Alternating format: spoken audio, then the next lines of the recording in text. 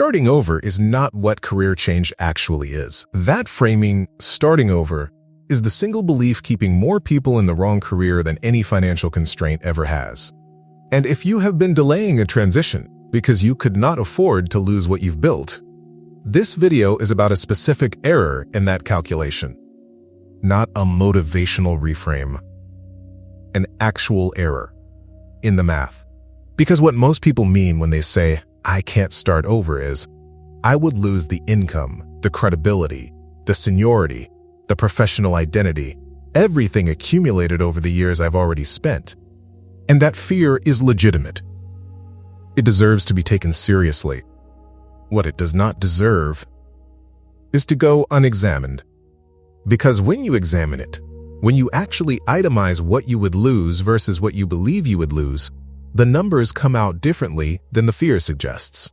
That is what this video is about. Not that transition is easy, not that the cost is zero, but that the cost you have been calculating is systematically different from the cost you would actually pay. There is a calculation that almost everyone in this position runs, and almost everyone runs it wrong. It goes like this.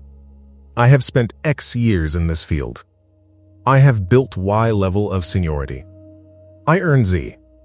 If I leave, I lose X, Y, and Z, and I walk into whatever comes next with nothing. That is the starting over calculation.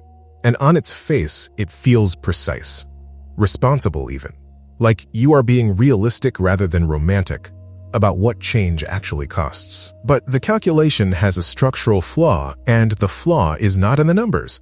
It is in what the numbers are measuring. When you calculate what you would lose, you are measuring your assets as if they belong to your job title, as if your credibility lives inside your company, as if your professional judgment is stored in the industry, as if your ability to execute, to navigate complexity, to build something from a brief, as if all of that expires the moment you hand in your notice. It does not. And that distinction between assets that belong to a context and assets that belong to you is the entire difference between starting over and making a transition. Here is what the research on mid-career transitions consistently shows. People dramatically overestimate how much of what they've built is context-specific, and dramatically underestimate how much of it travels with them. Not because the research is optimistic, because the fear does a specific thing to the accounting. It groups everything under what I would lose without distinguishing between what is actually trapped and what is actually portable. That distinction is not a comfort. It is a tool, and by the end of this video, you will know how to use it.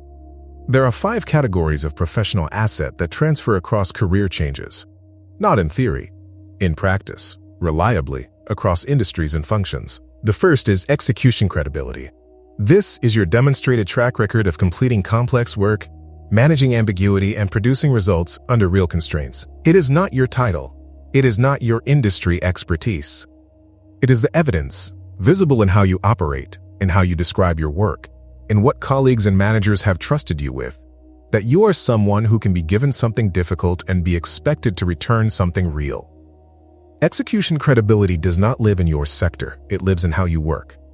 And it moves with you. The second is pattern recognition. Every year spent in a complex professional environment trains a specific kind of intelligence, the ability to read a situation, identify what the actual problem is underneath the stated one, and anticipate where things are likely to go wrong. This pattern recognition is almost always more transferable than the person using it realizes, because it was built on a structure of problems, not on the specific content of one industry. The third is professional network capital. The relationships you have built with colleagues, clients, collaborators, people who have seen you work under pressure, do not dissolve when you change directions. They reconfigure. Some of those relationships become irrelevant. Others become the most valuable assets in your transition. The question is not whether your network survives a pivot, it is which parts of it become more useful than you expected. Here is the counterintuitive part, and it matters. The asset most people assume transfers the most easily is often the least portable. Specific technical knowledge, the deep, domain-specific expertise you have accumulated in your current field, is frequently the most context-dependent thing you've built. It is valuable. It is real. But it is also the asset most likely to require translation when you move. That is not a catastrophe, it is just honest accounting. Because the fourth and fifth categories more than compensate. The fourth is professional maturity. the capacity to navigate organizational complexity, manage relationships under pressure, make decisions with incomplete information, and operate without requiring constant external structure. This is not a soft skill. It is a rare and demonstrably valuable capability that most people in the early stages of any career do not yet have. You have it. It travels with you completely. The fifth is the self-knowledge that comes from years of real professional experience. You know what kind of environment you work well in. You know what kind of problems engage you. You know what management relationship allows you to do your best work. That self-knowledge, if you have done any honest reflection on it, is worth more than most people realize, because most career changers are guessing at it. You are not. Now for the part that requires honesty, because this is not a video that will tell you career change is costless. It is not. There are real things you would give up. And naming them clearly, without the fear inflating them, is the only way to make a real decision. The income gap is real. In most transitions, there is a period, typically 6 to 18 months, where earnings are lower than they were at peak. Research on mid-career pivots consistently shows this window is shorter than people expect, and that the recovery curve is steeper than the entry curve, because the transferable assets named above compress the learning timeline significantly. But the gap is real, and any honest plan accounts for it. The seniority reset is partial, not total. You will not enter a new field at the level you left your current one, but you will also not enter at zero. The way professional credibility works in most fields means that someone with a demonstrated track record of complex execution arrives with a different posture than a new graduate, even in an unfamiliar context. The seniority reset is real. It is not a return to the beginning. The identity disruption is the one nobody budgets for. When the job title that has functioned as your professional identity for years is no longer yours, there is a period of genuine disorientation, not weakness, not crisis, but recalibration.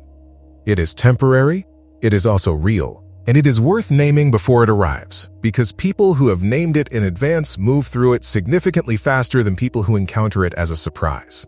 Here is what this accounting reveals when you run it accurately.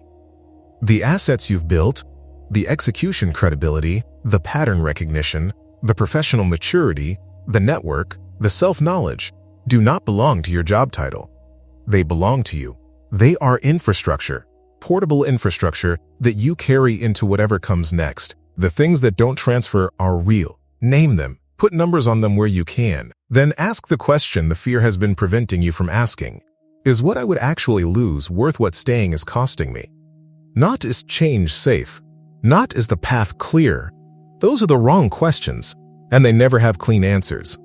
The right question is, when I account for what I actually lose versus what I actually carry forward, does the calculation change? For most people in this position, honestly, it does. Starting over was never what this was. That was always a story the fear was telling. What this actually is, and has always been, is a transition from one version of what you've built to the next. If this video opens something you want to take further, there is a resource in the description built specifically for this moment. It is a 90-day week-by-week framework with milestones, decision points, and contingency paths for executing a transition without chaos. Not a motivational roadmap. A working system with real structure. It is the natural next step from everything covered here, and the link is waiting in the description and the pinned comment. So what does this actually look like in practice for someone with your specific constraints? Because this is where the "my situation is too particular" objection lives. The mortgage, the family obligations, the age, the seniority, the sense that a general framework cannot possibly account for the specific weight of what you've built and what you owe. That objection is worth taking seriously. And the answer to it is not, the framework applies to everyone. The answer is, this framework applies because it starts from your specific history, not from a template. The asset audit is not a generic exercise. It is a structured look at your own professional record, in your own context, with your own constraints as the inputs. Here's where to start. Before this week ends, take 30 minutes and divide a page into 2 columns. On the left, everything you have built in your current career that you are afraid you would lose. Be specific. Title it, income it, credential it, relationship it. Make the fear concrete. Because concrete fears are smaller than ambient ones, and they are also more accurate. On the right, for each item on the left, ask one question. Does this belong to my job title, Or does it belong to me? Execution track record belongs to you.